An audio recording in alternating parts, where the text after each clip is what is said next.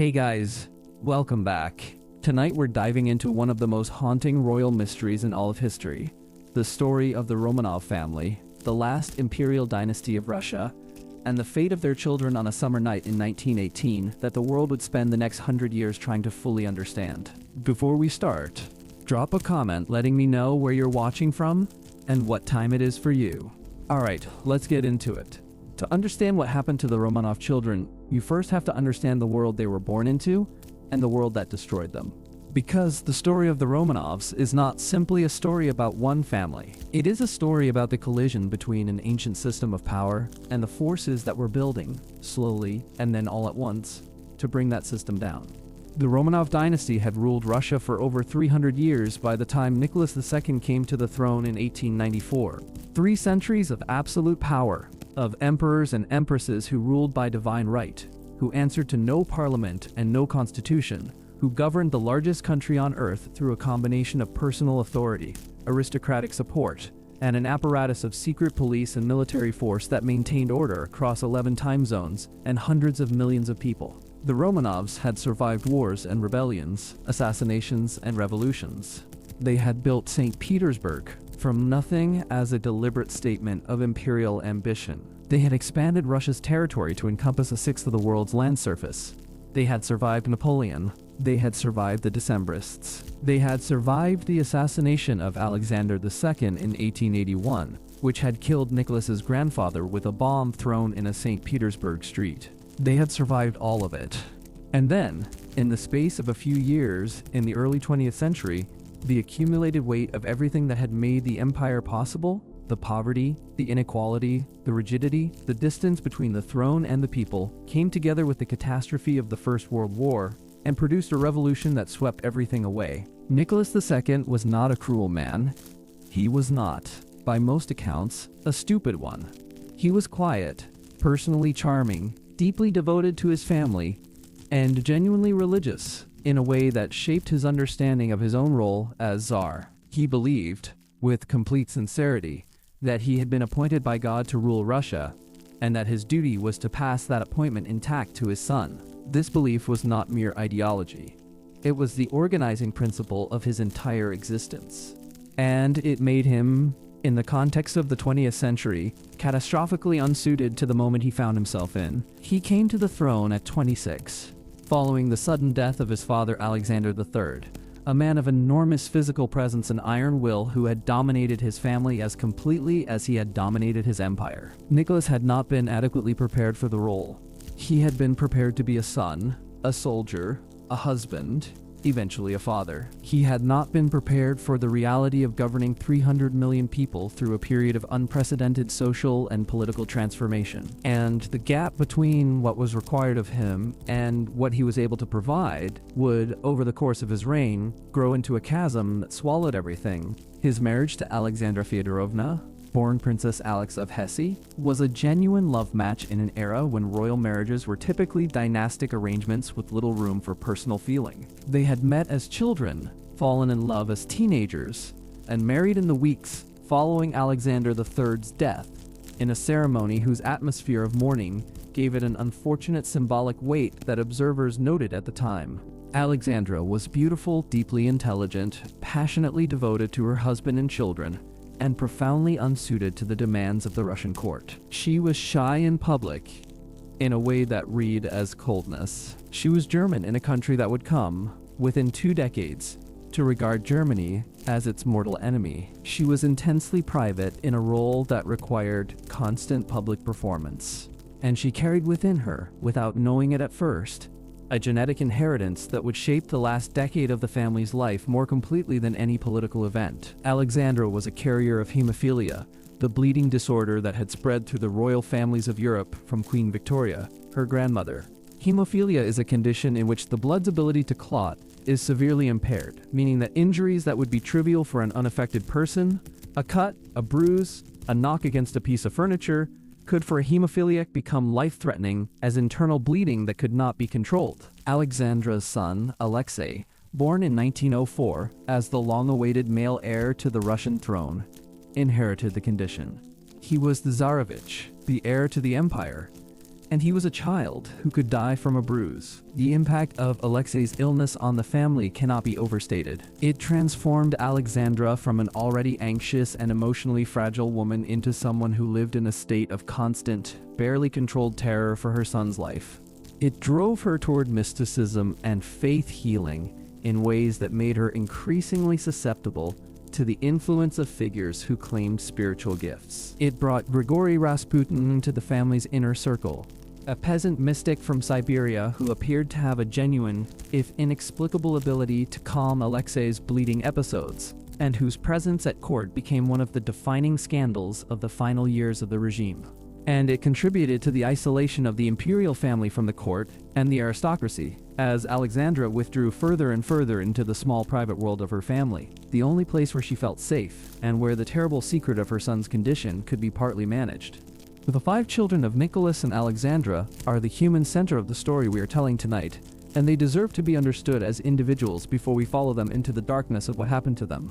Olga was the eldest, born in 1895. She was by all accounts the most intellectually serious of the 4 daughters, a reader and a thinker, someone with a strong sense of her own opinions and a tendency toward melancholy that deepened as the family's situation deteriorated. People who knew her described her as warm and direct, capable of great kindness, but also capable of a sharpness of manner that could catch people off guard. She was 22 in the summer of 1918. Tiana was born in 1897, and where Olga was thoughtful and somewhat withdrawn, Tatiana was organized, practical, and socially confident in a way that made her the most effective manager of family life among the 4 sisters. She was the one who dealt with household logistics, who maintained the schedules, who dealt with the practical demands of whatever situation the family found itself in.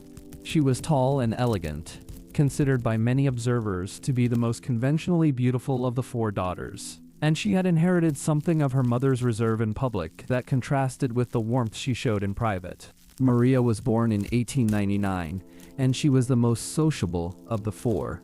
The one most naturally at ease with strangers, the one most likely to strike up a conversation with a guard or a servant and find genuine common ground. She was physically robust and energetic, with a directness and a lack of pretension that people found disarming in the daughter of an emperor. She was 19 in the summer of 1918. Anastasia was born in 1901, and she became, in the decades following the family's death, the most famous of the 4 sisters, in large part because of the legend that grew up around the possibility that she had survived. She was the youngest of the daughters, the family comedian, known for her mimicry, her practical jokes, her refusal to be solemn, her ability to make people laugh even in difficult circumstances. She was irreverent, and sometimes exasperating and deeply, genuinely funny in a way that endeared her to almost everyone who spent time with her. She was 17 in the summer of 1918, and then there was Alexei, born in 1904, the youngest child and the only son, the heir to the empire, and the boy whose blood would not clot.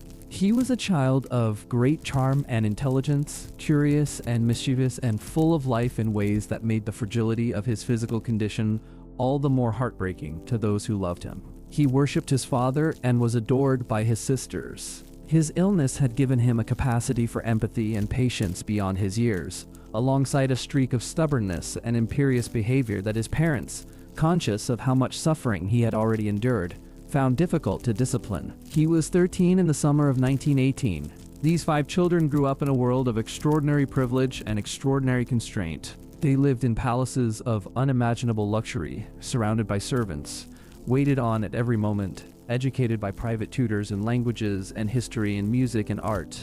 They also lived, particularly in the later years of their childhood, in a world of increasing isolation and anxiety, aware at some level that the world outside their palaces had turned hostile, that their father's government was under pressure, that something was going wrong in ways that the adults around them were trying to shield them from. The revolution, when it came in 2 stages. The first was in February of 1917, when the combination of military disasters, food shortages, and social exhaustion produced a wave of strikes and protests in Petrograd, as St. Petersburg had been renamed at the start of the war, that the government was unable to suppress. The army, on which the Tsar had always ultimately depended for order, refused to fire on the crowds. The Duma, the Russian parliament, refused to dissolve itself as Nicholas ordered. And within days, the 300-year-old Romanov dynasty had simply collapsed, not through a dramatic act of revolutionary violence, but through the withdrawal of support from the institutions that had sustained it. Nicholas abdicated on the 2nd of March 1917 in a railway car in Pskov, signing away not only his own claim to the throne but also, in a last act of paternal love that overrode dynastic calculation, his sons. He could not bear to pass to Alexei a throne that he believed would require the boy to be separated from his family and placed under the guardianship of strangers for the years until he came of age. He abdicated in favor of his brother Michael, who declined the throne within 24 hours. The Romanov Dynasty was over. What followed was 8 months of anxious, ambiguous captivity under the provisional government that had replaced the Tsar. The family was held first at the Alexandra Palace at Tsarskoye Selo, their home for much of the previous decade, under conditions that were initially relatively comfortable. They had their servants, their possessions, their routines. Nicholas gardened and read. Alexandra nursed the children through a severe bout of measles that swept through the family in the weeks following the abdication. The children recovered slowly and adapted to their changed circumstances with a resilience that impressed those who observed them. But the political situation continued to deteriorate. The provisional government under Alexander Kerensky was trying to continue Russia's participation in the First World War, a decision that was becoming increasingly unpopular, with a population exhausted by 3 years of catastrophic casualties. The Bolsheviks, Lenin's party, were gaining strength with their promise of peace, land, and bread. And in July of 1917, fearing that the family might become a focal point for counter-revolutionary activity, or that they might be freed by supporters if they remained close to Petrograd, Kerensky ordered them move to Tobolsk, a remote town in western Siberia. The move to Tobolsk was in many ways the beginning of the end. It placed the family in genuine provincial isolation, far from the centers of power where their fate was being decided, dependent entirely on the goodwill of whoever controlled the local administration. They arrived in August of 1917 and settled into the former governor's house, a large and reasonably comfortable building that became their home for the next 8 months. The children continued their lessons. They put on plays, performed for the staff, played games, adapted.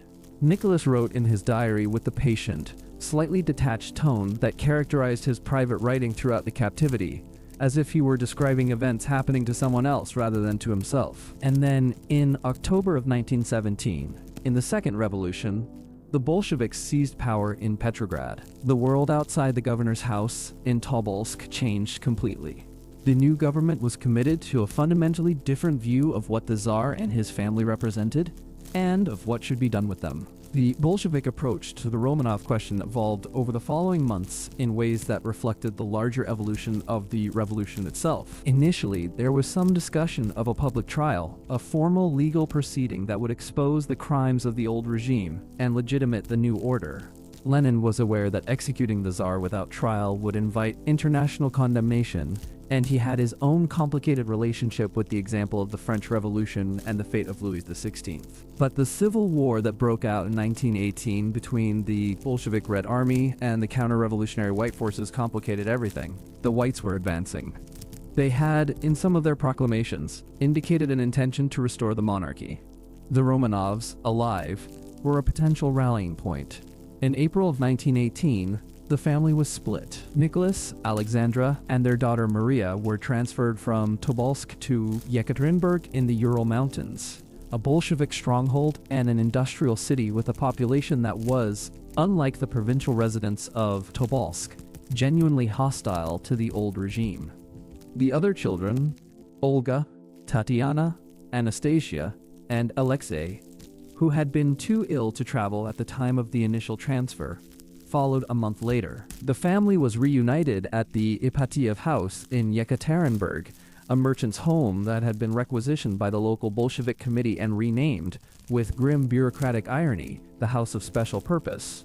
The Ipatiev house was a substantial 2-story building in the center of Yekaterinburg, surrounded by a high wooden palisade that had been constructed specifically to prevent the family from being seen from the street or from neighboring buildings. The windows were painted over. The family was confined to a small number of rooms on the upper floor. Their movements were strictly controlled, their correspondence censored, their possessions searched, and often confiscated.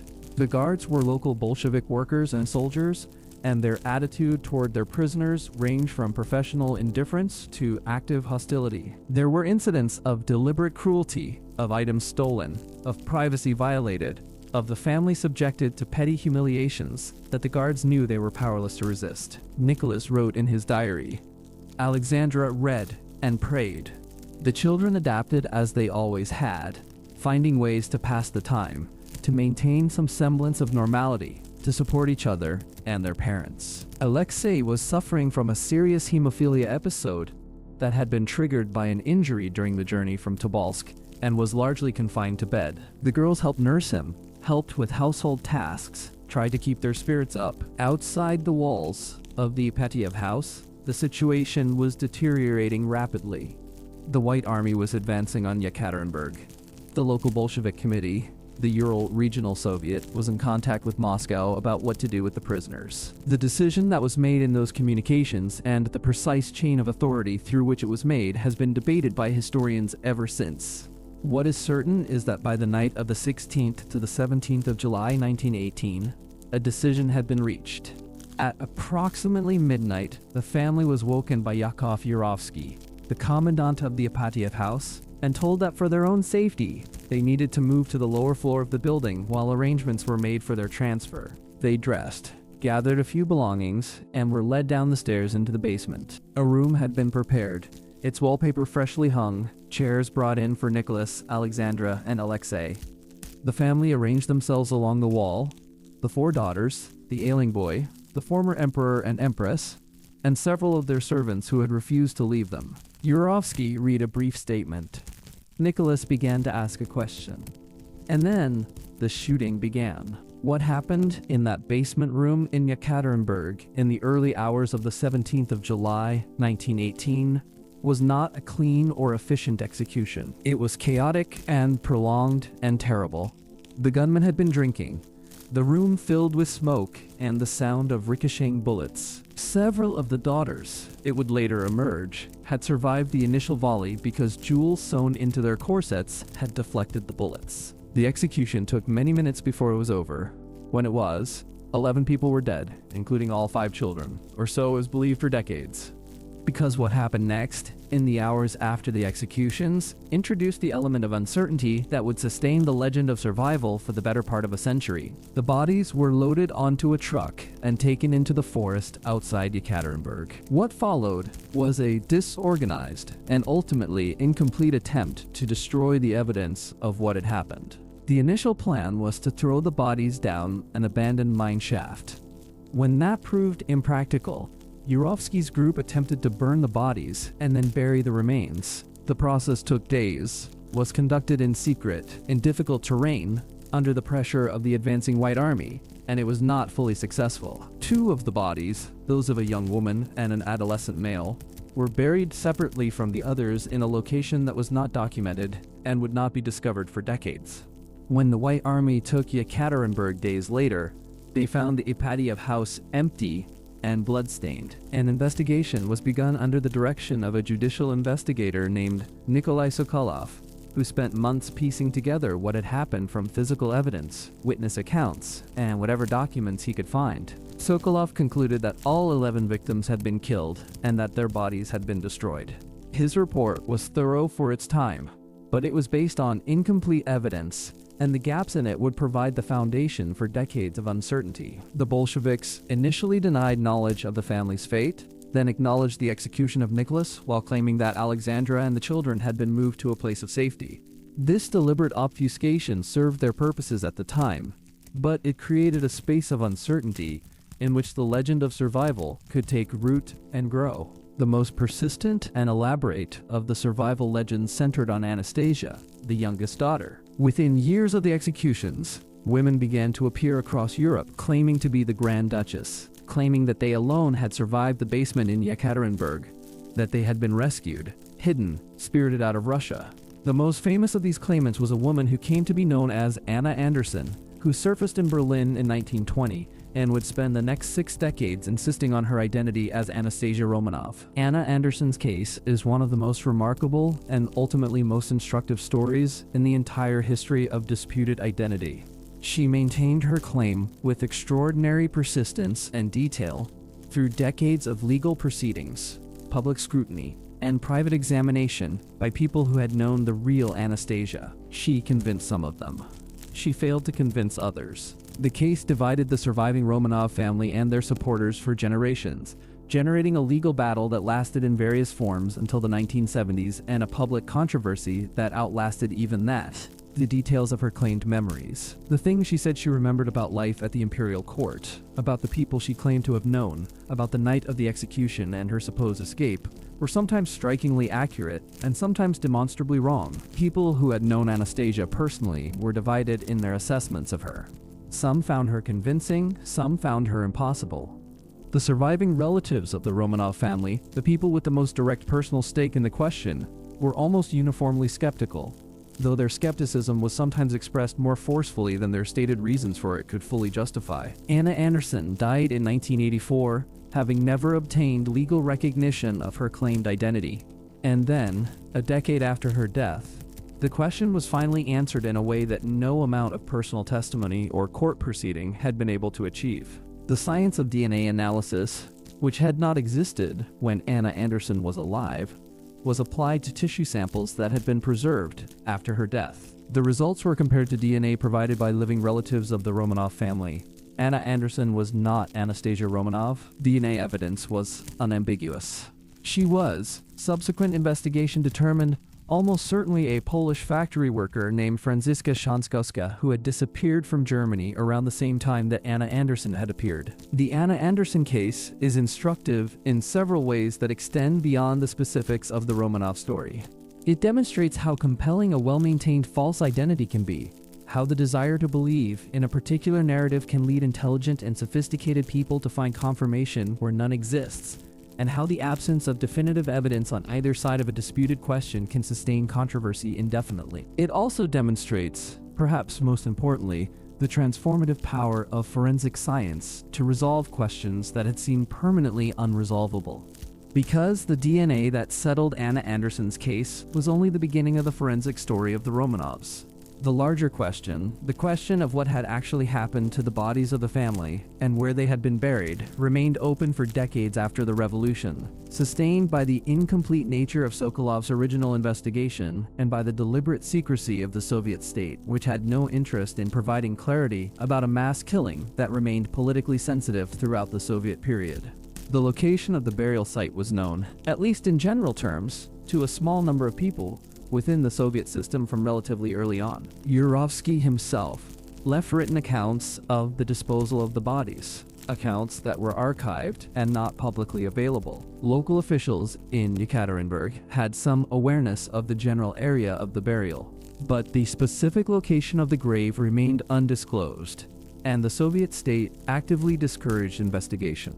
It was not until 1979, during a brief period of relative openness in the late Soviet era, that a group of amateur investigators, including a film director named Gili Ryabov, used Yurovsky's written account to locate what they believed was the burial site in the Captivity forest outside Yekaterinburg. They found bones. They reburied them and kept their discovery secret for a decade, fearing the consequences of going public with evidence of a Soviet-era atrocity. It was only in 1989, in the final years of the Soviet Union, that Ryabov publicly announced the discovery. Official excavation of the site began in 1991, following the collapse of the Soviet Union. 9 skeletons were recovered. Forensic analysis and DNA testing confirmed that they were the remains of Nicholas, Alexandra, 3 of their daughters, and 4 members of their household staff. 2 bodies were missing, those of one daughter and the Tsarevich Alexei. The absence of 2 bodies reignited the survival legends. If 2 of the 11 victims had not been found, did that mean they had survived? The question was technically open, but most serious forensic analysts pointed out that the absence of remains was more consistent with incomplete destruction of the evidence than with survival. Yurovsky's own account had described burying 2 bodies separately. The search for those 2 individuals continued. In 2007, a second grave was discovered approximately 70 meters from the main burial site in the Captivity forest. It contained the cremated and fragmented remains of 2 individuals. DNA analysis confirmed that they were the Tsarevich Alexei and one of his sisters, most likely Maria. The entire family had been found. No one had survived. The forensic resolution of the Romanov case represents one of the most significant applications of DNA technology to a historical mystery in the history of the discipline. The identification of the remains used mitochondrial DNA analysis, comparing genetic material from the bones to that provided by living maternal line relatives of the Romanov family, including Prince Philip, Duke of Edinburgh, who was a maternal line relative of Alexandra through their shared descent from Queen Victoria. The results were confirmed by multiple independent laboratories in multiple countries. The science was rigorous, the conclusions were clear, and the international scientific community accepted them. The Russian Orthodox Church, whose position on the canonization of the Romanovs had been entangled with questions about the authenticity of the remains, eventually accepted the identification after a lengthy review process. The family had been canonized as passion bearers by the Russian Orthodox Church in 2000, recognized not as martyrs in the traditional theological sense, but as people who had faced death with Christian humility and forgiveness. Their canonization reflected the broader rehabilitation of the Romanovs in post-Soviet Russian culture, a process that transformed them from symbols of the oppressive old regime into something closer to national martyrs. The reinterment of the identified remains took place in the Peter and Paul Cathedral in St. Petersburg in 1998, in a ceremony attended by Russian President Boris Yeltsin and representatives of the surviving Romanov family. They were buried in a chapel adjacent to the tombs of previous Romanov emperors, returning to the city that Peter the Great had built, to the cathedral that had been the burial place of the dynasty for generations. It was, in its way, a closing of a circle. But the forensic story did not end with the 1998 reinterment, because the Russian Orthodox Church had continued to express doubts about the identification, and had not participated in that ceremony. The remains of Alexei and the sister found in 2007 were not reinterred with the others. New DNA testing was commissioned using more advanced techniques than had been available in the 1990s. The results confirmed the original identifications. In 2015, a Russian government commission concluded definitively that the remains were authentic. The debate within Russia, however, continued in ways that reflected not just scientific questions but political and religious ones, as the fate of the Romanovs remained a contested symbol in Russian national memory. What is beyond scientific dispute, at this point, is the basic factual record. The entire family was killed in the basement of the Ipatiev house on the night of the 16th to the 17th of July, 1918. Their bodies were disposed of in the Captivity forest. They have been found, identified, and, for the most part, reinterred. No one survived. The legends of survival, however emotionally compelling, however elaborately constructed, were not true. But the forensic resolution of the factual questions about what happened does not exhaust what is interesting and significant about the Romanov case. Because the story of what happened to the family and why the political and human context that produced the decision to kill them, the way that decision was made and carried out, the decades of uncertainty that followed, and the ultimate forensic resolution, all of this is a story that continues to illuminate fundamental questions about power, revolution, family, identity, and the relationship between history and truth. The decision to kill the family has been debated by historians since it was made. The chain of authority that led to the order is still not entirely clear, and the question of whether Lenin personally authorized the killings, or whether the decision was made locally by the Euro-Regional Soviet without explicit central authorization, remains a subject of historical controversy. The documents that would definitively answer this question have either not survived or have not been made fully available to researchers. And the testimony of the participants is contradictory in ways that may reflect genuine uncertainty or deliberate obfuscation. What is clear is that the killing of the children, in particular, was not a military necessity or a political one in any straightforward sense. Alexei was a 13-year-old boy with a life-threatening illness. The daughters were young women who had no independent political existence and no capacity to threaten the new regime on their own. Their deaths were not required by the logic of revolution in any obvious sense. They were killed because they were Romanovs, because the family as a unit represented a symbolic threat that the regime found intolerable, and because the individuals who made the decision believed that eliminating the entire family eliminated the possibility of any future Romanov restoration. The political calculation, such as it was, may have been correct in its own terms. There was no Romanov restoration. The dynasty did not return, but the killing of the children, and the manner in which it was done, became one of the defining images of revolutionary violence, an example of what revolution at its most extreme is capable of, and a source of moral condemnation that has followed the Bolshevik legacy ever since. The house where the family died, the Ipatiev house, was demolished in 1977 on the orders of the local Communist Party committee, whose chairman at the time was a man named Boris Yeltsin. The demolition was ordered precisely because the house had begun to attract visitors, people who came to look at the place where the Romanovs had died, and the authorities regarded this as politically undesirable. The irony that Yeltsin was later the Russian president who presided over the reinterment of the Romanovs in 1998 is one of those historical coincidences that is almost too symmetrical to be believed. On the site of the demolished Ipatiev house, a cathedral was constructed in the early 2000s, the Cathedral on the Blood, built to honor the memory of the family who died there.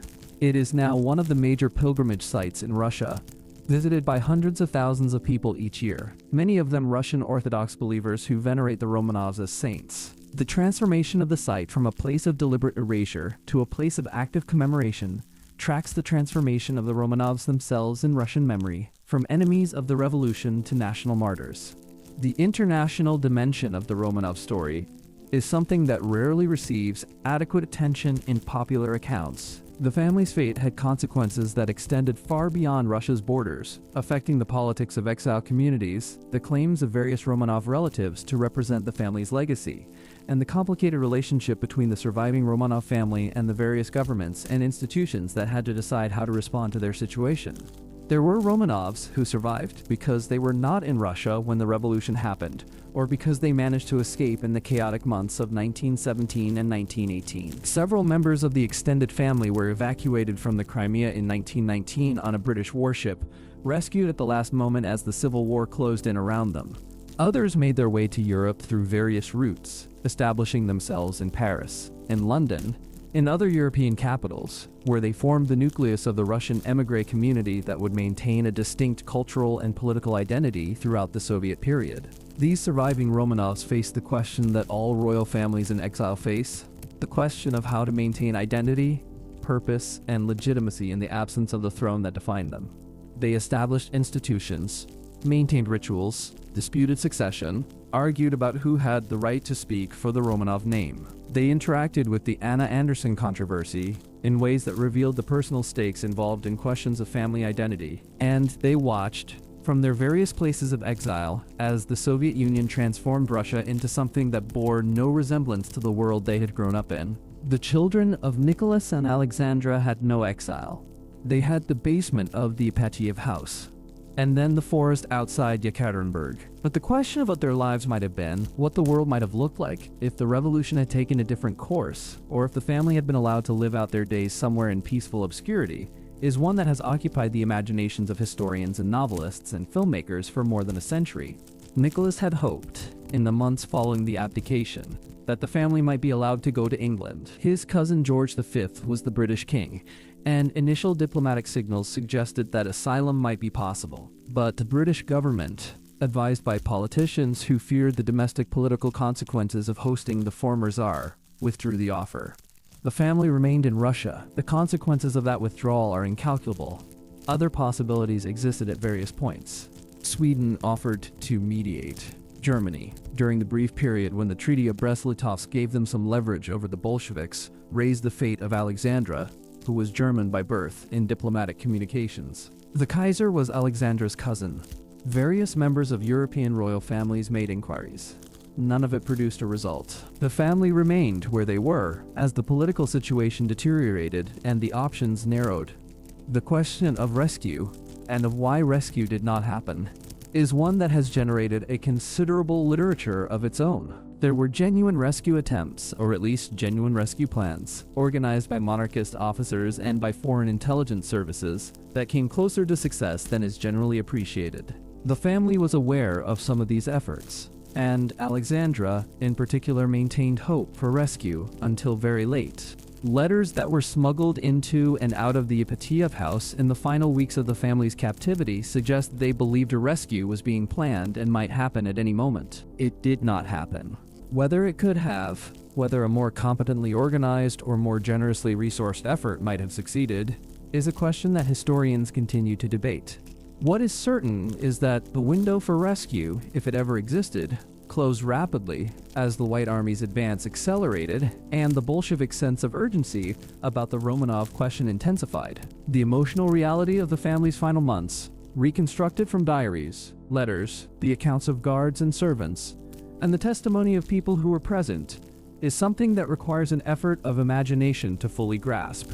These were people who had spent their entire lives surrounded by ceremony and deference, who had lived in palaces and been served by hundreds of servants, who had moved through the world with the confidence that comes from absolute privilege. And then, in the space of a year, they had lost everything, had been reduced to a small set of rooms in a provincial house, surrounded by hostile guards, uncertain of their future, separated from everyone they had known outside their immediate family. What is striking in the accounts of this period is not the despair, though there was despair, but the resilience. The family maintained routines.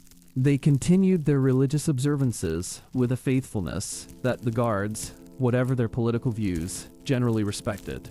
They read. Nicholas read aloud to the family in the evenings, working through novels and historical texts. The girls did needlework, helped with cooking and cleaning, took whatever exercise they were allowed. Alexei, when his health permitted, played with his toy rifle and his dog, a small spaniel named Jimmy who had been allowed to accompany the family into captivity.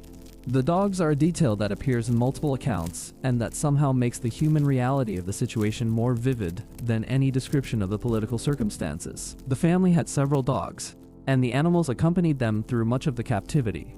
Jimmy survived the executions, having been left outside the basement. He was found wandering near the Ipatiev house by members of the White Army when they arrived in Yekaterinburg.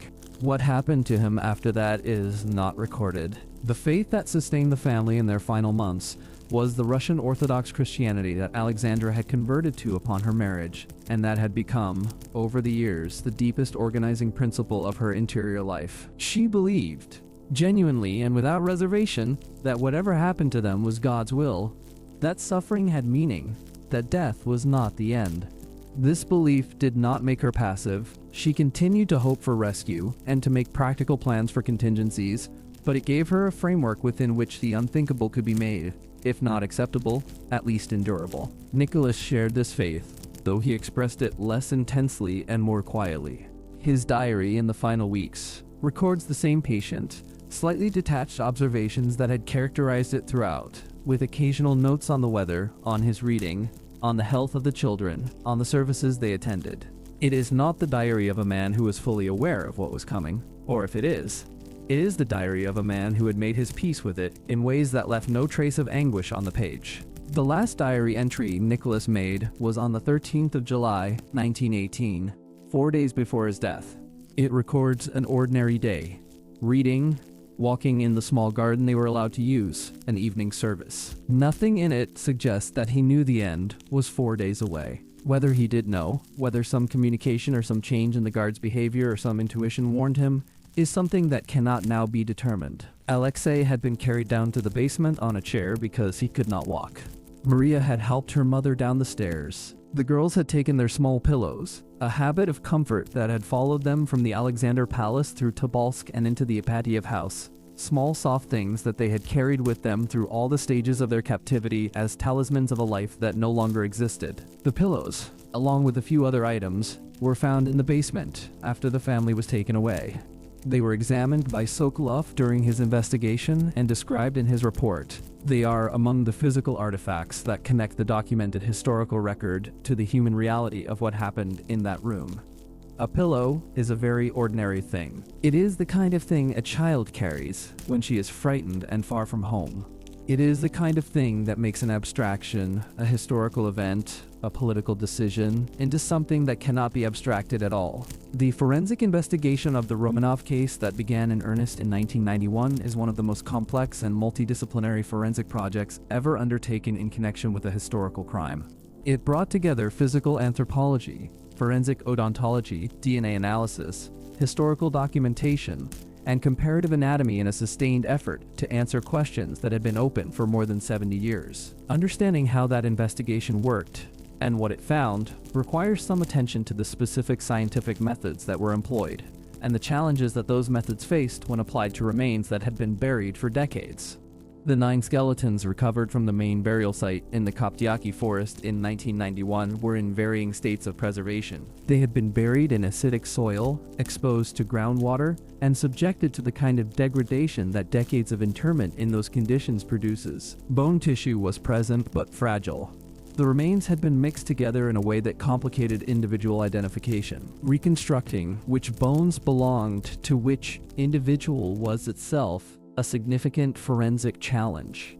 Physical anthropology provided the first layer of identification. The sex, approximate age, and stature of each individual could be determined from skeletal analysis. The bones were consistent with 5 females and 4 males of various ages, which was consistent with the known composition of the group that had been killed in the basement.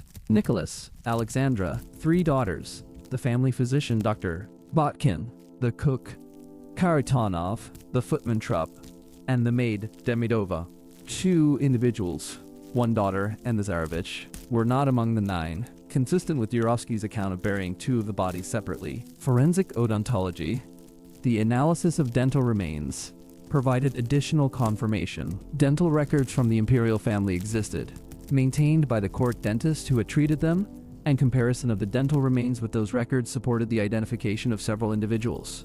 Nicholas had distinctive dental work that was documented, and that matched the dental remains attributed to him. But the most definitive evidence came from DNA analysis. The DNA identification of the Romanov remains was pioneering work at the intersection of forensic science and ancient DNA analysis conducted in the early 1990s when the techniques involved were still relatively new and had not previously been applied to remains of this age and condition in such a high-profile case. The strategy employed was to extract mitochondrial DNA from the bone samples. Mitochondrial DNA is inherited exclusively through the maternal line and does not recombine between generations, which means that all individuals who share a common maternal ancestor will have the same or very similar mitochondrial DNA sequence. This property makes it ideal for identifying individuals through comparisons with living relatives, because the maternal line can be traced across many generations. For Alexandra and her children, the living relative who provided the reference sample was Prince Philip, Duke of Edinburgh, who was a maternal line descendant of Queen Victoria through his mother Princess Alice of Battenberg. Alexandra was also a maternal line descendant of Queen Victoria, and her children inherited her mitochondrial DNA. The comparison between Philip's mitochondrial DNA and that extracted from the bones attributed to Alexandra and the daughters was therefore a direct test of the claimed identification. The comparison was positive. The mitochondrial DNA of the bones matched that of Prince Philip within the range expected given the known generations of separation between them. The match was confirmed by multiple independent laboratories. The scientific community's assessment was that the probability of the identification being incorrect was vanishingly small. For Nicholas, the reference sample was provided by 2 living maternal line relatives of the Tsar, and the comparison was similarly positive.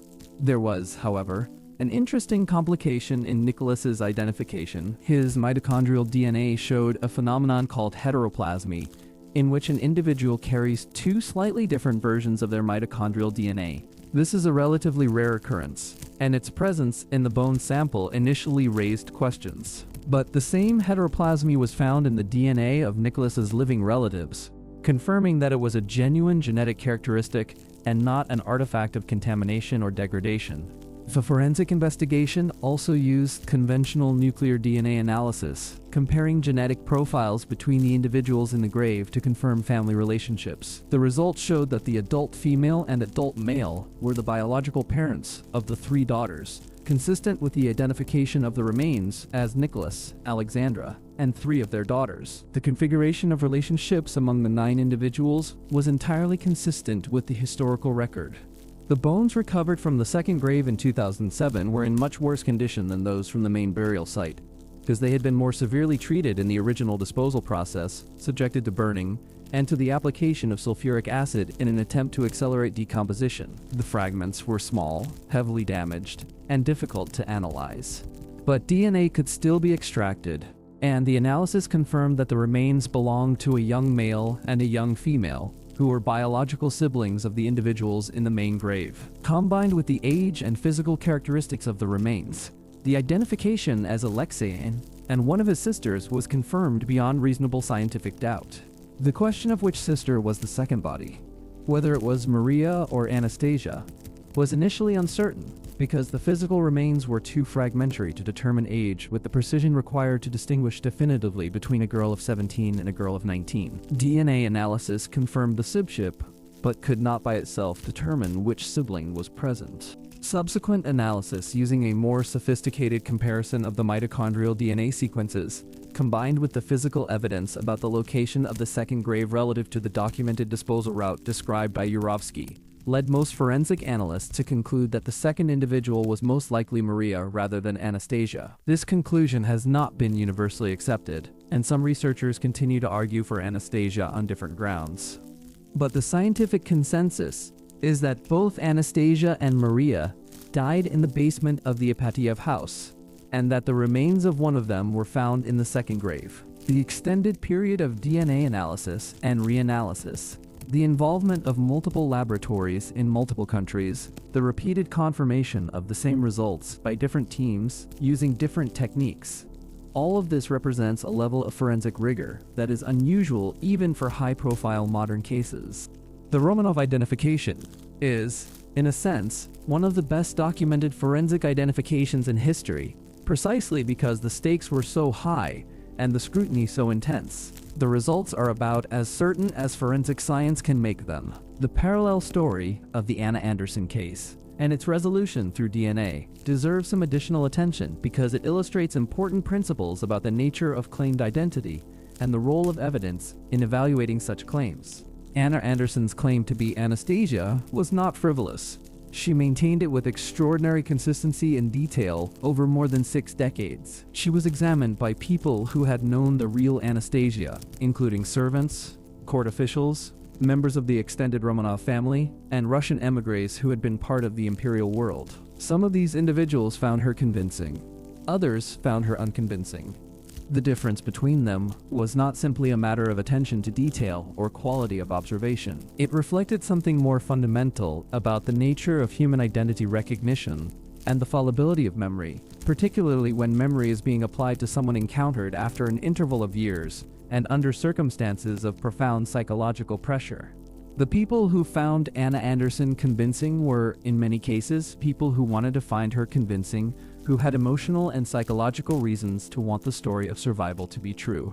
The people who found her unconvincing were often those who had the most direct and detailed knowledge of the real Anastasia, who had the sharpest mental images against which to compare the claimant, and who were therefore most likely to notice the discrepancies.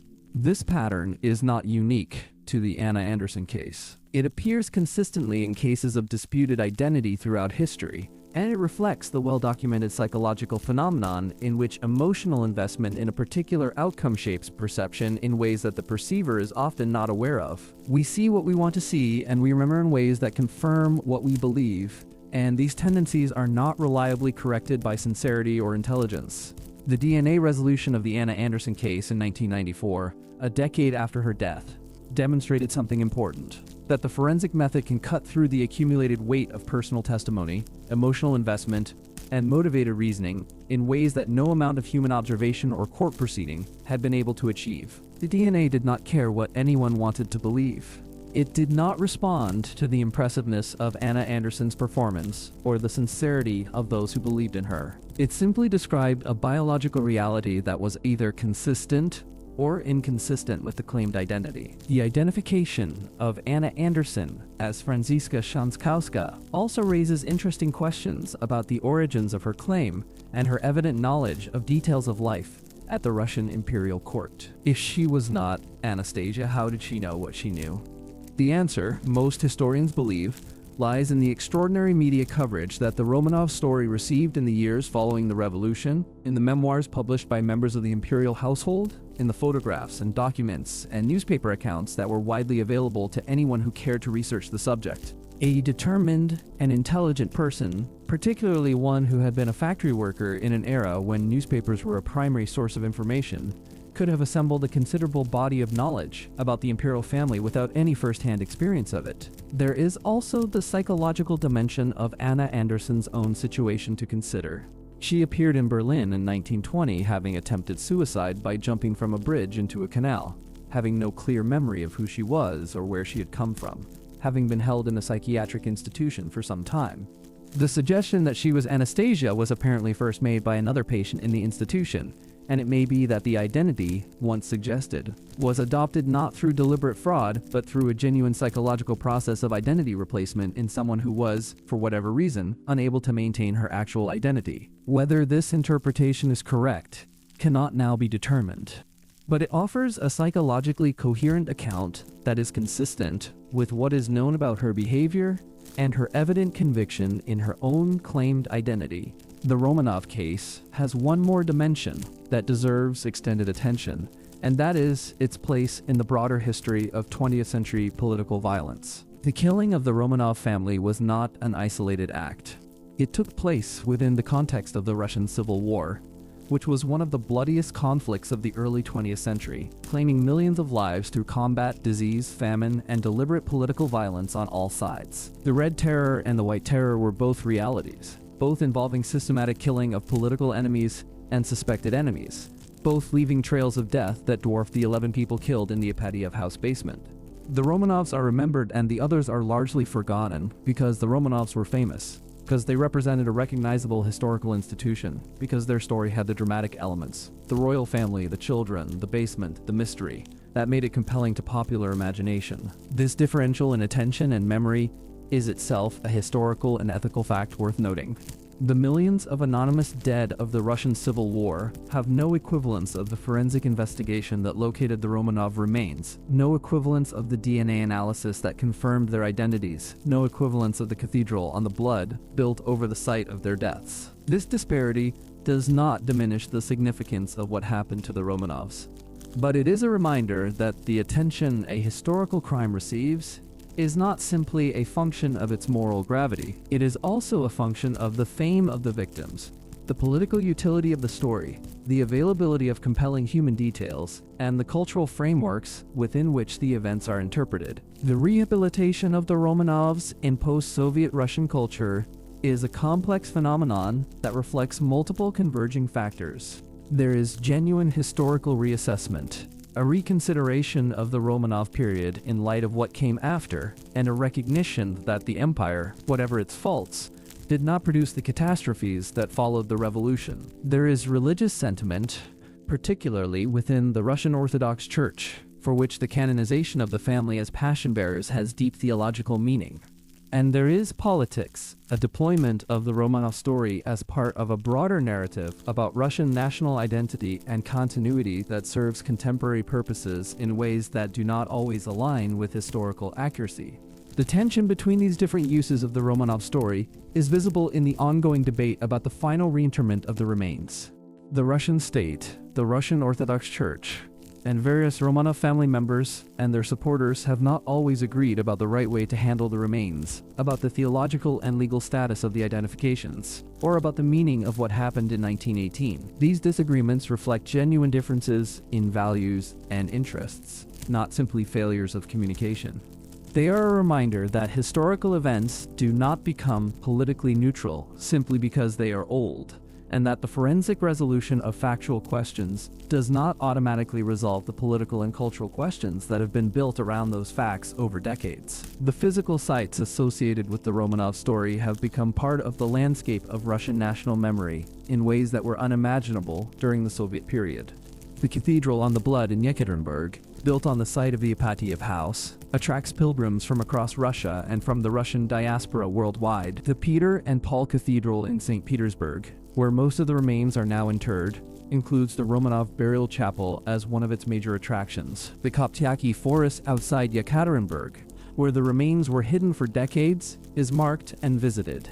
And the Alexandra Palace at Tsarskoye Selo, where the family lived and where they were first held captive, has been the subject of extensive restoration work aimed at returning it to something approaching its imperial era condition. These sites function simultaneously as historical monuments, religious shrines, and tourist attractions, and the coexistence of these different functions creates interesting tensions. A pilgrim who comes to the cathedral on the blood to venerate the passion bearers, and a tourist who comes to see where a famous historical event took place are having very different experiences of the same space, shaped by very different frameworks of meaning. The sites accommodate both, and in doing so reflect the multiple layers of significance that the Romanov story has accumulated over the century since the family's death.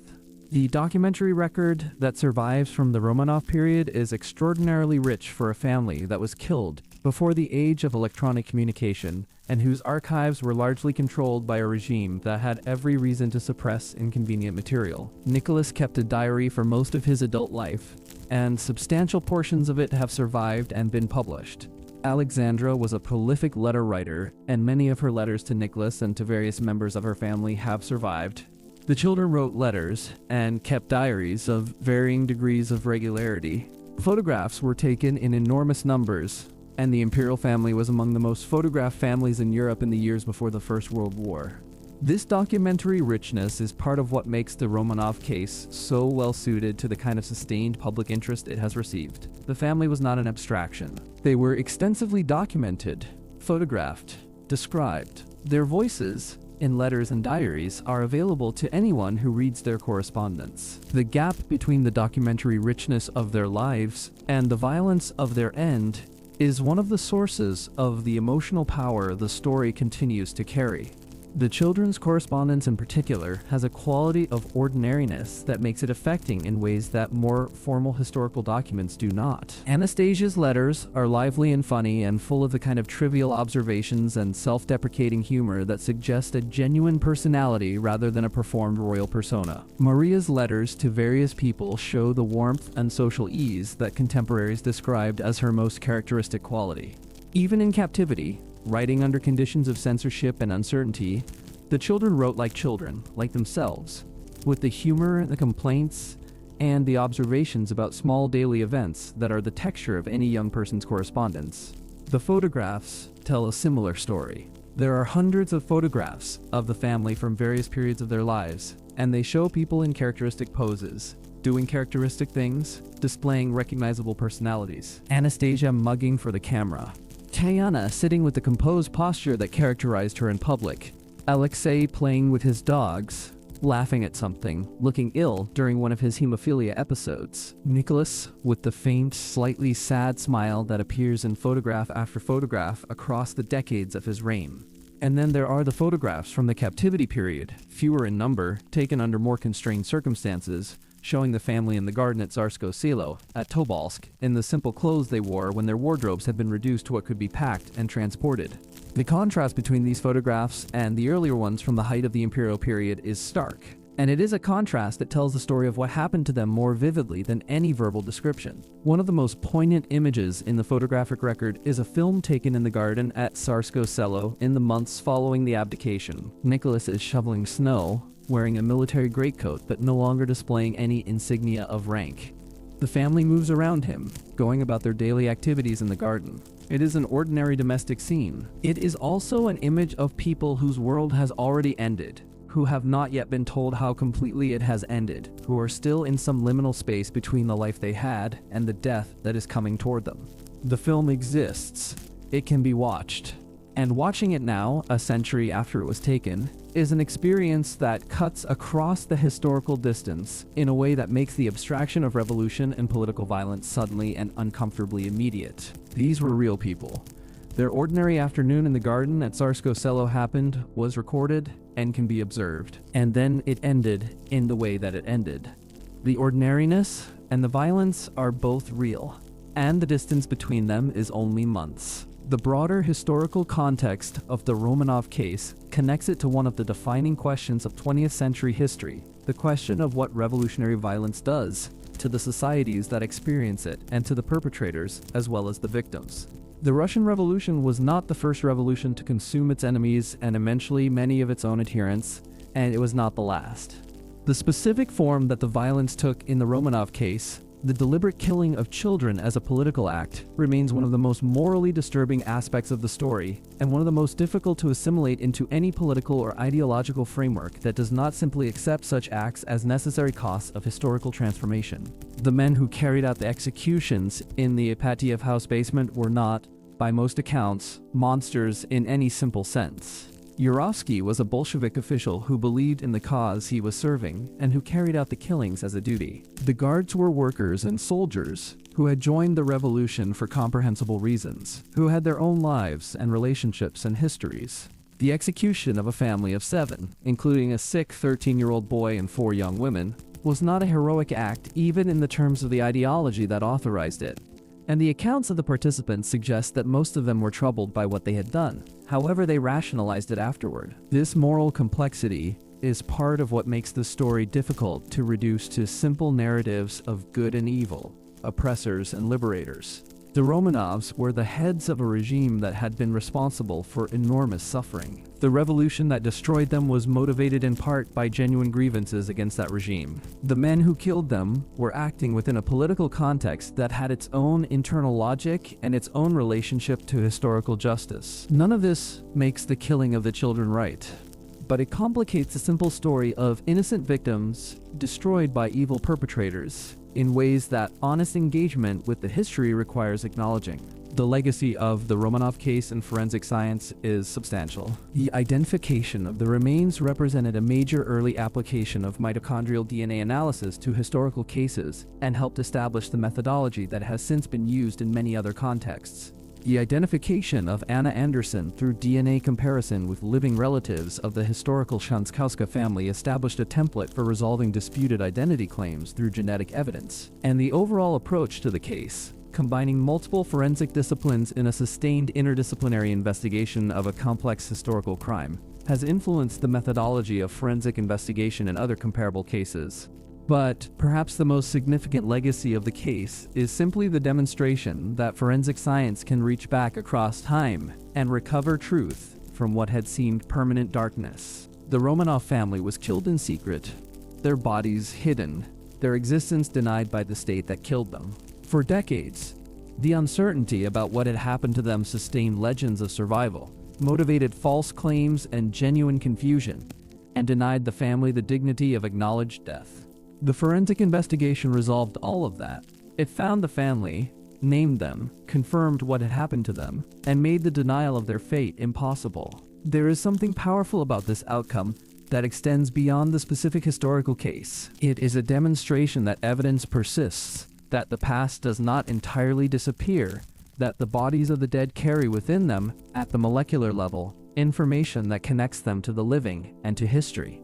This is both a scientific fact and something that feels to many people like a kind of justice. Not the justice that would have kept the family alive, not the justice that would have punished those responsible in ways commensurate with what they did, but a justice of acknowledgement, of truth recovered, of names restored to people who were killed in part to make their names disappear. The Romanov case is ultimately a story about several things at once.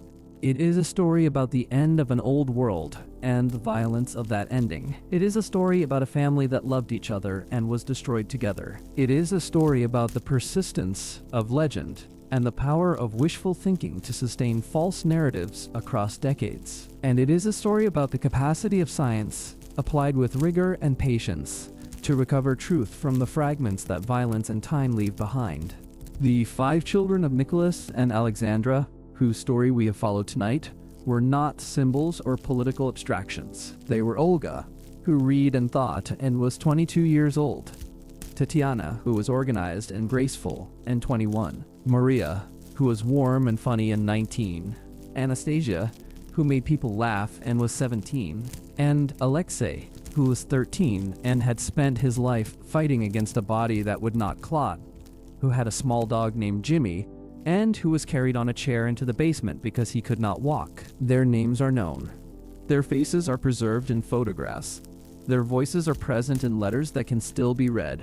And their remains have been found, identified, and honored in the city that their ancestor built on the shores of the Baltic, returned to the dynasty's place of burial after a century of concealment. That is the end of their story. And it is also, in a very real sense, its beginning. Because the finding of the remains did not close the questions the case raises. It answered the forensic questions, the factual ones, about what happened, and to whom. But the moral and historical questions about power and violence, and the fate of children caught in the machinery of revolution, remain as open as they ever were, and perhaps that is appropriate. Perhaps some questions should not be closed too easily or too quickly. Perhaps the discomfort of looking at those photographs from the garden at Tsarskoye Selo, of reading Anastasia's funny letters from captivity, of knowing how the story ends, is a discomfort that serves a purpose. It keeps the human reality of a case present against the tendency of history to abstract and schematize, to turn people into symbols, to allow the scale of political events to make individual deaths seem small. Olga, Tatiana, Maria, Anastasia, Alexei, their names persist, and they will go on persisting, as long as there are people willing to speak them. The relationship between the Romanov family and the Russian people they ruled is one of the great historical ironies of the early 20th century, because the Tsar and Tsarina genuinely believed they were loved by their people, and the people, or at least significant numbers of them, genuinely did love the Tsar in the abstract, as an icon and a symbol, even as they despised the system he represented in the concrete reality of daily life. This split between the symbolic Tsar and the actual Tsar was not a new phenomenon in Russian history. It had existed for centuries, sustained by a folk tradition that blamed the Tsar's ministers and advisors for the suffering of the common people while preserving a sentimental attachment to the Tsar himself as a kind of distant father figure. Nicholas understood himself through this tradition. He called himself the father of his people with complete sincerity. He did not understand, and perhaps could not understand, how thoroughly this tradition had eroded by the time he came to the throne. The erosion had been accelerated by specific events that fixed themselves in public memory in ways that no amount of official propaganda could fully erase. The most significant of these was the tragedy of Kudynka Field in May of 1896, during the celebrations marking Nicholas's coronation. A crowd of hundreds of thousands gathered on a large field outside Moscow for the distribution of commemorative gifts, and in the crush that followed when the distribution began, more than 1,000 people were trampled to death. The official response to the tragedy, which included a decision by Nicholas and Alexandra to attend a ball hosted by the French ambassador that evening rather than cancel it, was read by many Russians as a demonstration of the regime's indifference to the suffering of ordinary people. The impression was unfair in certain respects. The decision to attend the ball was made on diplomatic grounds, but it was not entirely inaccurate as a description of the structural relationship between the imperial court and the mass of the Russian population. Bloody Sunday in January of 1905 was even more damaging. A peaceful procession of workers marching toward the Winter Palace to present a petition to the Tsar was fired on by troops, killing and wounding hundreds of people. Nicholas was not at the Winter Palace that day. He had been at Tsarskoye Selo, but the massacre was associated with him in public memory and earned him the title Bloody Nicholas in radical political culture, a title that stuck for the rest of his reign. The 1905 revolution that followed forced him to grant the October Manifesto, establishing the Duma and promising civil liberties, concessions that he granted reluctantly, and that he spent the following decade trying to claw back through restrictive electoral laws and manipulation of the parliamentary system. The constitutional reforms of 1905 did not transform Russia into a constitutional monarchy in any meaningful sense, and the continued manipulation of the system bred a specific kind of cynicism among educated Russians, a sense that the regime would accept reforms only under pressure and would reverse them at the first opportunity. This cynicism was not paranoia. It was an accurate reading of Nicholas's intentions and behavior. He regarded the Duma as an imposition, a constraint on the divine mandate he believed he had received, and he made no secret of his desire to govern as his father had governed, with absolute authority unchecked by parliamentary procedure. The decade between 1905 and the outbreak of the First World War saw a Russia that was changing faster than its political institutions could accommodate. Industrialization was proceeding rapidly, producing an urban working class that was politically volatile and increasingly organized. The peasantry, which constituted the majority of the population, was beginning to be transformed by the Stolypin reforms, which encouraged the dissolution of the traditional commune and the creation of a class of independent smallholding farmers. Literacy was increasing. Political consciousness was spreading. The empire was, in certain respects, modernizing. But the political system remained locked into a structure that could not channel these changes productively. The Tsar would not accept the genuine transfer of power that a functioning constitutional monarchy required. The Duma was too restricted in its composition and powers to serve as an effective safety valve for political pressures that were building across the country. The secret police and the censorship apparatus suppressed dissent, but did not eliminate it. And the various revolutionary parties, operating partly underground and partly in exile, continued to develop the organizational capacity and ideological frameworks that would prove decisive in 1970. The First World War was the catastrophe that brought everything down. Russia entered the war in August of 1914 with the kind of mobilization enthusiasm that was common across the major European powers in those first weeks, a sense that the conflict would be short and that national unity would carry the day. The reality was different. The Russian army was enormous but poorly equipped, poorly supplied, and poorly led. The first year of the war brought catastrophic defeats that cost millions of casualties. The infrastructure of the country, the railways, the supply chains, the industrial base, proved inadequate to the demands of modern industrial warfare on a massive scale. Nicholas made the decision in 1915 to take personal command of the Russian armies. It was a decision driven by his sense of duty and his belief that his presence would inspire the troops, and it was a decision that proved catastrophic in political terms. By taking personal command, he associated himself directly with every subsequent military failure, removing the buffer that had allowed him to blame incompetent generals while maintaining the image of an imperial father watching over his people. From 1915 onward, the military disasters were the Tsar's personal disasters. Meanwhile, Alexandra's position at home deteriorated rapidly. With Nicholas at the front, she became more directly involved in government, and her relationship with Rasputin gave political enemies a target they used with devastating effectiveness. The stories about Rasputin and the Empress that circulated in Russian society, largely false in their specific sexual allegations, but capturing something real about the extraordinary influence he had over her through his apparent ability to help Alexei damage the imperial family's reputation in ways that proved irreparable. By 1916, even Nicholas's most loyal supporters in the aristocracy were alarmed by the state of affairs. Rasputin himself was murdered in December of 1916 by a group of aristocrats that included a member of the Romanov family, acting in the belief that removing him would restore the regime's credibility. The murder, carried out in circumstances that later accounts made increasingly elaborate and probably fictional, did nothing to help the political situation. If anything, it demonstrated the degree to which the regime had lost the support of the social class that had been its traditional base. The February Revolution of 1917, when it came with remarkable speed. The strikes and demonstrations that began in Petrograd in late February were not fundamentally different from the kinds of protests that had been suppressed before. What was different was the response of the army. When soldiers were ordered to fire on demonstrators, many refused. When mutiny spread through the Petrograd garrison, the military command found itself unable to guarantee the loyalty of the forces that were supposed to maintain order. And when the Duma refused to dissolve as Nicholas ordered, the institutional pillars of the regime simply gave way. The speed of the collapse reflected the accumulated weight of grievances and disappointments that had built up over the previous decade.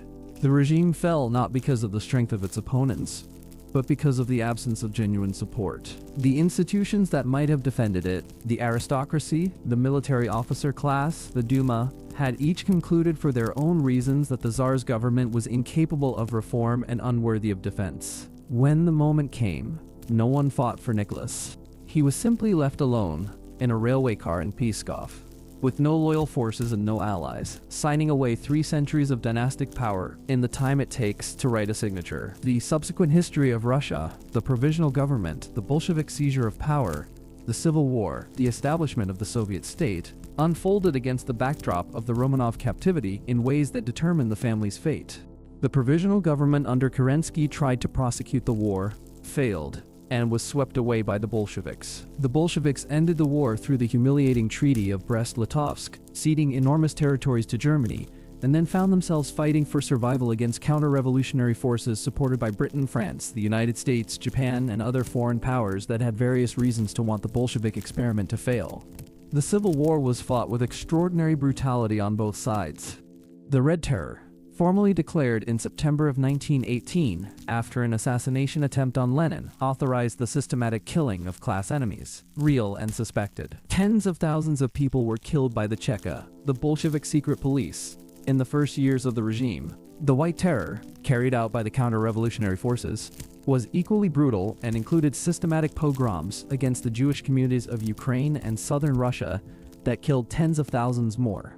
Against this background of mass violence, the killing of 11 people in a basement in Yekaterinburg was a small event in numerical terms. But it was symbolically significant in ways that the Bolshevik leadership understood. The killing of the Tsar was a statement that the old order was truly over, that the Romanov restoration that the White Army was fighting for was literally impossible because there were no Romanovs left to restore.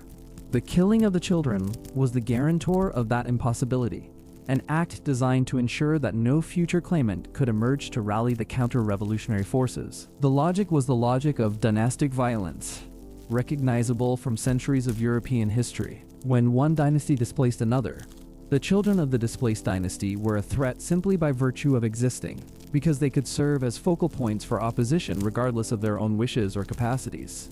The Bolsheviks were not acting according to the principles of Marxist theory when they killed Alexei and his sisters. They were acting according to the oldest logic of political violence, the logic that says a rival claim is only truly extinguished when there is no one left to make it. This logic was understood by contemporaries, and it contributed to the sense among monarchists and conservatives across Europe that the Bolshevik Revolution was something qualitatively different from previous revolutionary upheavals, something more radical in its willingness to go to extremes.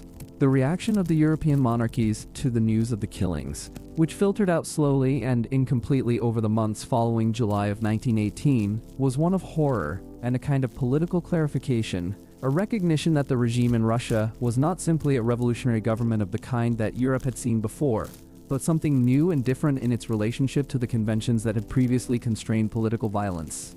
The personal connections between the Romanov family and the ruling families of Europe gave the killings an immediacy and an emotional weight that purely political analysis cannot fully capture. Nicholas was a first cousin of King George V of Britain and Kaiser Wilhelm II of Germany. Alexandra was Kaiser Wilhelm's cousin and Queen Victoria's granddaughter. The children were relatives of virtually every reigning house in Europe.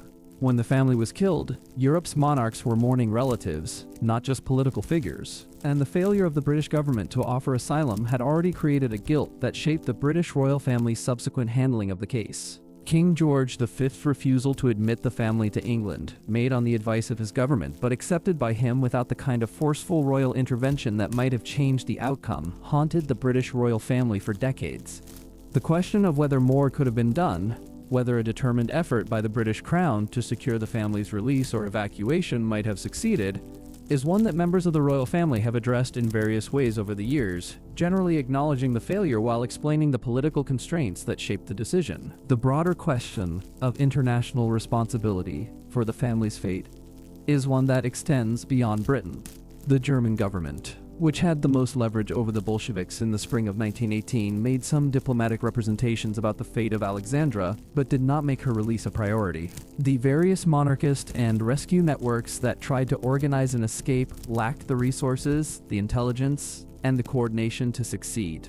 And the White Army, whose advance was the proximate trigger for the decision to kill the family, arrived in Yekaterinburg too late, capturing the city days after the executions. The world in which the Romanov children grew up, and the world in which they died, was a world in the process of destroying the old order of European civilization.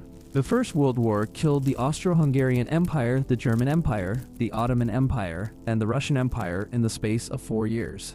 The dynasties that had ruled Europe for centuries were swept away, replaced by republics and revolutionary states and successor states of various kinds. The world that emerged from the war and the revolutions of 1917 to 1919 was fundamentally different from the world that had entered the war in 1914.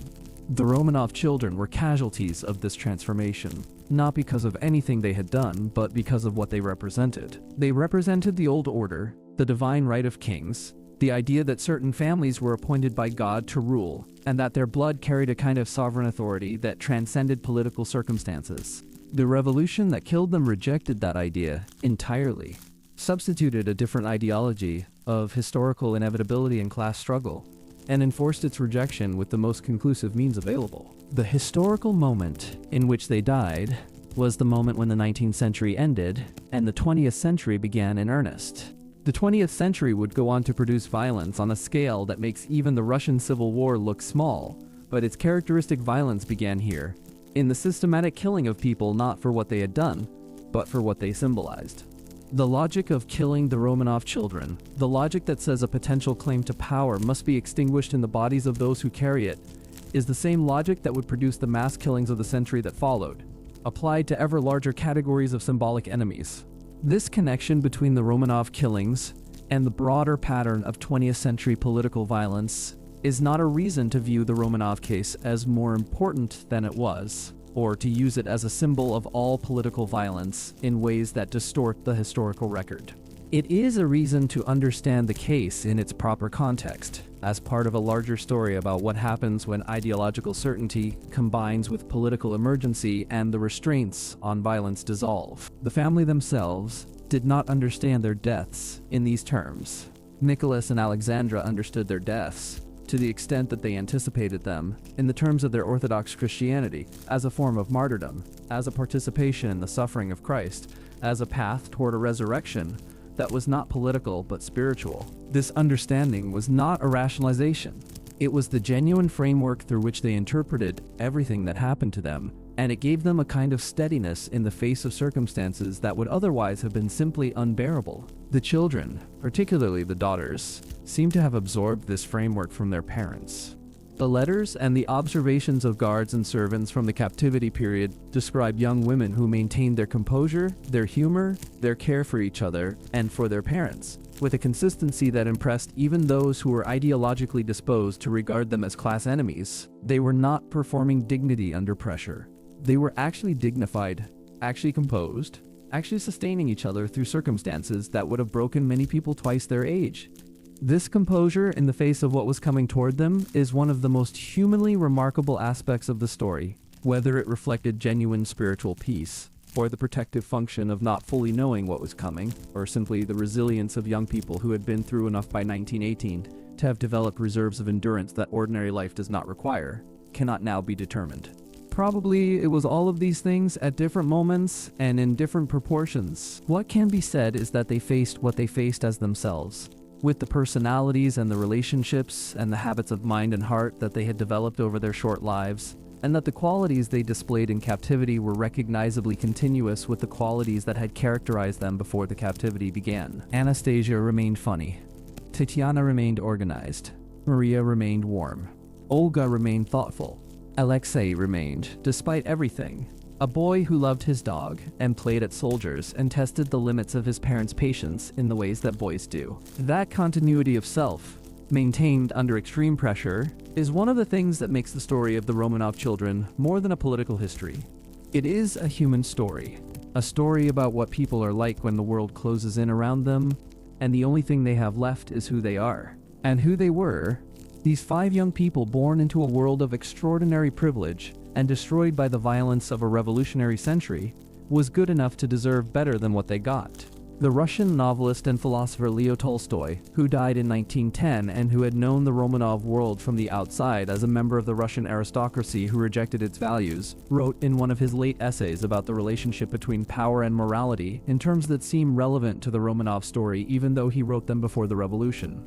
He argued that the possession of power corrupts, not because power attracts corrupt people, though it sometimes does, but because the exercise of power over other human beings requires the systematic suppression of the natural human recognition of those other human beings as full persons with full moral standing.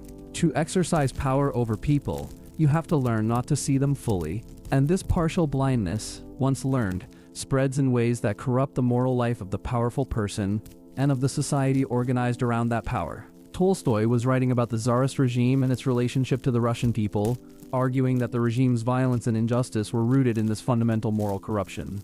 But the argument applies equally well to the revolutionary regime that replaced it. The men who killed the Romanov children had also learned not to see them fully, had organized their perception of them around a category, class enemies, symbols of the old regime, that suppress the recognition of them as individual human beings with their own full moral standing. This is not a novel observation about political violence. It is the kind of observation that appears in almost every serious analysis of atrocity, from the studies of the Holocaust to the literature on genocide. The psychological mechanism by which human beings become capable of killing other human beings, particularly children, requires the suspension of the ordinary moral perception that makes such killing feel impossible. It requires the interposition of an abstraction, a category, a symbol, between the perpetrator and the victim, so that what is being killed is not seen as fully real in human terms. Understanding this mechanism does not excuse the killings, but it helps explain them in ways that are more honest than simple condemnation of the perpetrators as uniquely evil. The men who killed the Romanov children were ordinary human beings who had been organized by an ideology and a political emergency into the performance of an extraordinary act. The same organizational capacity, applied in different political contexts, has produced similar acts throughout human history and continues to produce them. The memory of the Romanov children in the century since their deaths has taken many different forms, reflecting the different uses to which the story has been put.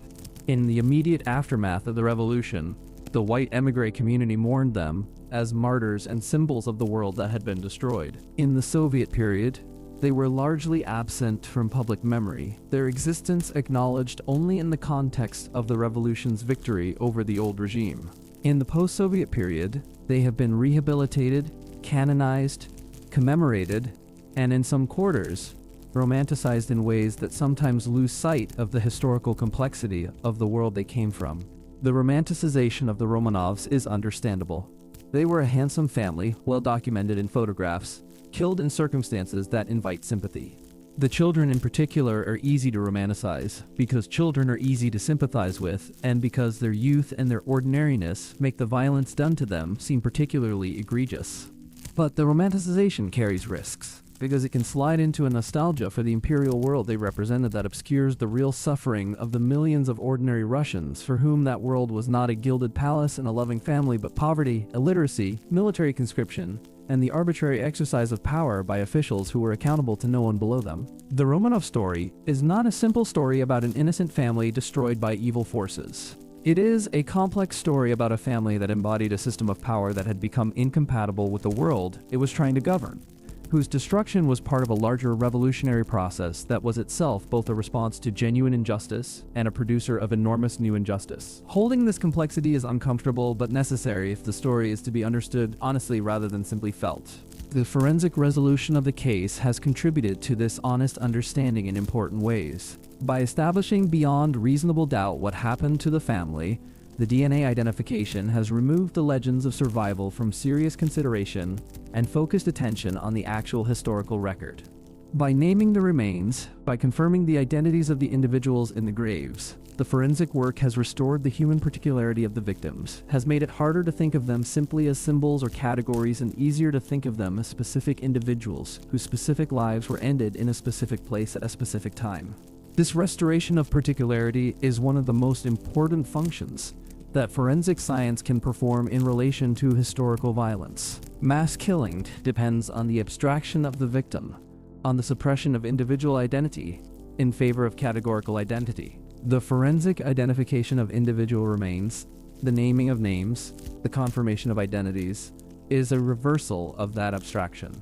It says, against the logic of the killing, that these were real people, that their individual existence matters, that the attempt to make them disappear into categories has failed. The 5 children of Nicholas and Alexandra were not symbols. They were not class enemies. They were not abstractions.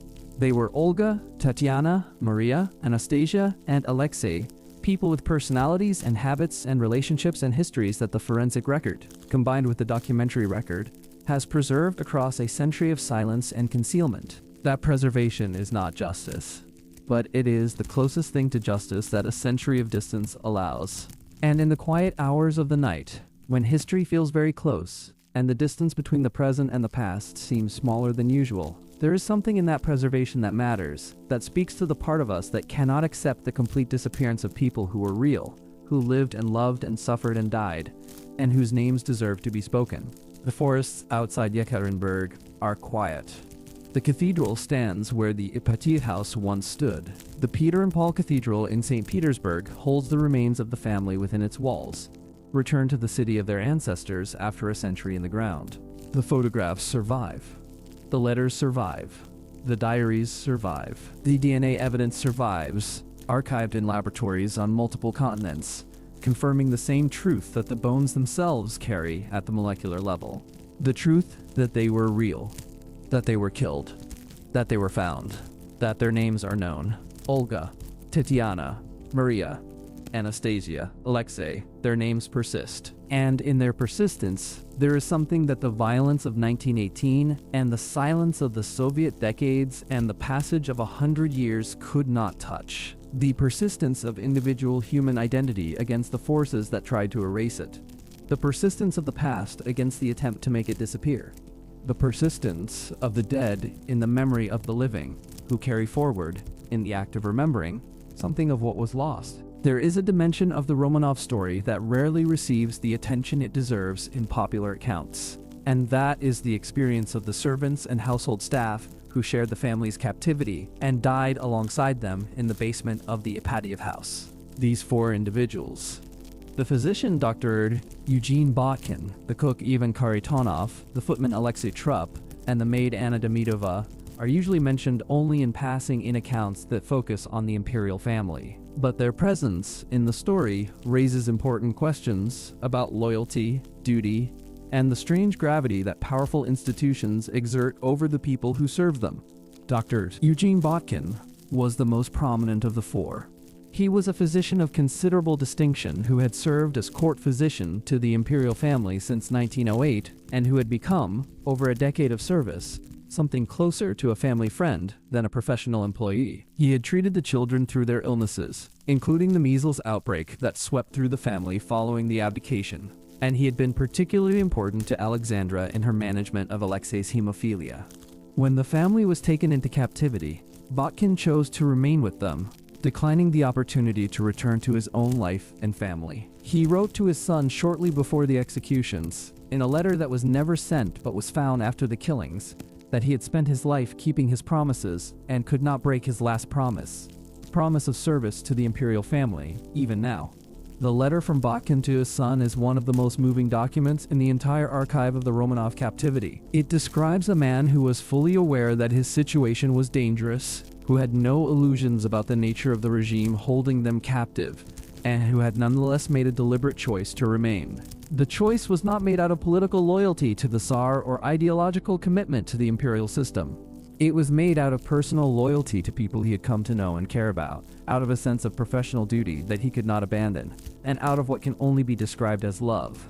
The kind of love that develops between people who have been through difficult things together and who recognize each other's humanity in the process. Anna Demidova, the maid who died alongside the family, had a pillow in her arms when the shooting began. She was apparently trying to use it as a shield, a desperate instinct, and she survived the initial volley, only to be killed when the guards realized what had happened and moved in with bayonets. The image of a young woman trying to defend herself with a pillow against a firing squad is one of those details that makes history unbearable in its human specificity, that refuses to let the event remain safely abstract. The footman Trupp and the cook Kharitonov are the least documented of the 4, their individual personalities and histories less preserved than those of Botkin and Demidova.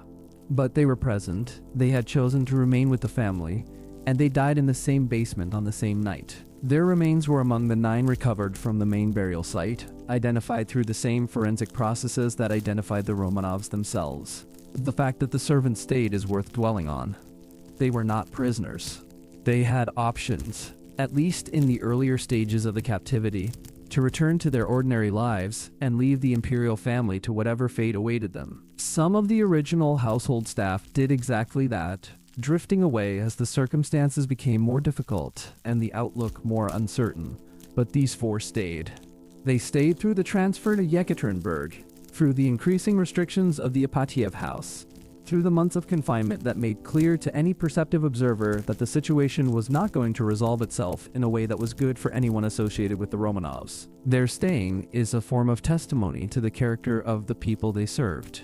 Whatever the Romanovs were as political figures, whatever the justice or injustice of the system they represented, they were evidently, in the private reality of their family life, people who inspired genuine loyalty and genuine affection in those who knew them well. The servants who chose to die with them were not deceived or